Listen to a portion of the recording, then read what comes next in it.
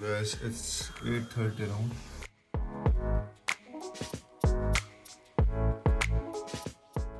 First of all, I'm not sure कि where I'm gonna stay. Main thing ये कि मैं कौन सी किताब लेके जाऊँ, कौन सी ना लेके जाऊँ, क्योंकि पढ़ने को बहुत कुछ है, मन कर रहा है सारे को लेके चलो, लेकिन as per the guidelines of DGC आप सिर्फ 22 किलो सामान ले जा सकते हो, लेकिन हाँ ज़्यादा ले जा सकते हो विद एडिशनल पेमेंट। वो बहुत महंगा पड़ता है एयरपोर्ट से।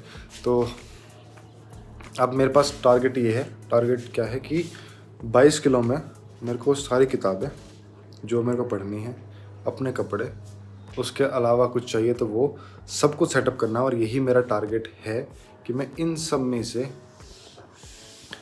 सब किताबों में से जो मैं पढ़ता हूँ कभी कभी, और कुछ ऐसी किताबें जो रेगुलर यूज़ की हैं, जो मेरी यूपीएससी की स्टडीज़ में रेगुलर काम आती हैं, उनमें से मैं कौन सी किताब लेके जाऊँ और कौन सी ना लेके जाऊँ, ये सबसे बड़ा टारगेट है मेरा।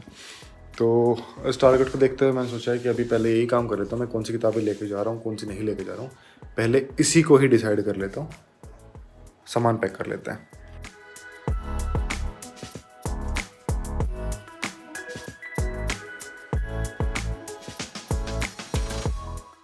हेलो, जय हिंद दोस्तों। आज हम गए राव तुलाराम हॉस्पिटल, जो कि जाफरपुर में पड़ता है, साउथ वेस्ट दिल्ली में, क्योंकि मेरी रेसिडेंस वहाँ है, तो वहीं से हमको अपना मेडिकल कराना था। वहाँ जाके पता चला ये कि CMO और CDMO कुछ अलग अलग चीज़ें होती हैं। दो चीज़ें कि हर हॉस्पिटल में एक CM होता है, चीफ मेडिकल ऑफिसर, और पूरे डिस्ट्रिक्ट का एक डिस्ट्रिक्ट मेडिकल ऑफिसर होता है। तो हमें पहले CDMO जाना था, उसके बाद से वहाँ से रिक्वेस्ट करनी थी कि हमें अपना मेडिकल बनवाना है थ्रू अ मेडिकल बोर्ड, जो कि बैठता है जाफरपुर में। तो वो रिक्वेस्ट हमने की CDMO को, CDMO ने फिर वो रिक्वेस्ट हमारी ट्रांसफ़र की CMO जाफरपुर के पास।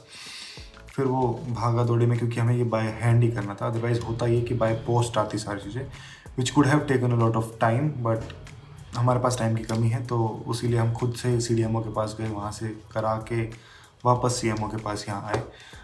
उसके बाद हुआ ये कि डेट दी गई हमें कि भाई नेक्स्ट दिन आना है आपको। नेक्स्ट दिन क्या होगा, पहले सुबह 9 बजे आप वहाँ पे जाओगे, आपके पूरे डॉक्यूमेंट्स रेडी होंगे। उसके बाद आपको ब्लड सैंपल्स, यूरिन सैंपल्स, आपके चेस्ट का एक्सरे, आपका ECG, और ईयर, नोज़, टंग, ENT जिसको हम बोलते हैं, ईयर, नोज़, टंग, मतलब ये सब कुछ आपका चेक होगा कि भाई ठीक है, आइज़ इंक्लूडिंग, तो सब कुछ प्रॉपर होगा। देन उसके बाद पूरा मेडिकल परफॉर्मा जो मुझे मिला है वो भरा जाएगा, and then it will be signed by the chief medical officer, that is the chairman of the board.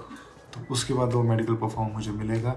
अभी कुछ एक दो चीज़ें हैं जो उन्होंने मेरे को बताई है कि कुछ टेम्परेरी पॉइंट्स हो सकते हैं, तो आपको वो चीज़ें अवॉइड करनी है, ठीक है। जैसे आइज़ में जो ये ईयरबड्स होते हैं, वो पोल्यूशन के कारण कुछ चौंधा दिखना स्टार्ट हो सकता है, तो उस एक स्लाइड मूवमेंट होती है कि आप चीज़ों को ना पढ़ पा रहे हो, तो बी अवॉइडिंग इट, मतलब आंखों को अच्छे से धोएं, क्योंकि पोल्यूशन आज के टाइम में बहुत ज़्यादा है, तो वो प्रॉब्लमेटिक होता है।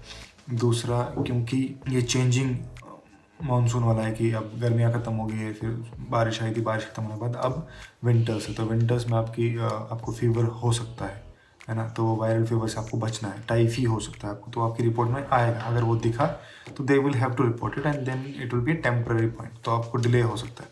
So you have to avoid being in contact with such kind of mosquitoes, मतलब तरीके से बात है कि आप तरीके से रहो, खाने में ठीक चीज़ लो, और जिस किसी का भी मेडिकल होता है तो उस इंसान को ये चीज़ें अवॉइड करनी चाहिए उस टाइम में, ताकि, क्योंकि ये परमानेंट वाला तो कुछ दिक्कत होगी नहीं, बट टेम्प्ररी पॉइंट में 10 दिन, 15 दिन, 20 दिन क्यों वेस्ट करना है अपने, है ना, तो सैलरी एक तरीके से वेस्ट ही होगी।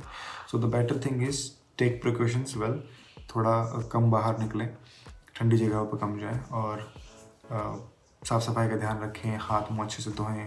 हॉस्पिटल में जा रहे हैं और मैं तकरीबन 3-4 दिन से लगातार जा रहा हूँ, तो मेन इंपॉर्टेंट थिंग इज़ कि बहुत लोग आते हैं वहाँ पे, कम्युनिकेबल डिजीज़ का खतरा बहुत ज़्यादा बढ़ जाता है, मोर और लेस कोरोना वायरस का खतरा बहुत बढ़ जाता है, ठीक है। सेम जो चीज़ हम देखेंगे, नोटा वायरस भी कम्युनिकेबल है शायद, तो मतलब चीज़ें हैं कि कैसे भी कैसे करके वो फैल सकती हैं, तो इन चीज़ों को हमें अवॉइड करना है। That was the main thing for this. Hopefully 2-3 दिन मैक्सिमम मेरे को और लगेंगे और मेरा मेडिकल बन जाएगा with proper blood sugar samples जो कि उसकी रिपोर्ट्स आएंगी, उस रिपोर्ट्स को पढ़ने के बाद बोर्ड को बनाना होगा वो। And with being medical done we will be all set to go with my original documents. तो हम फिर अपने आराम से जा सकेंगे, हमें कोई इशू होगा नहीं।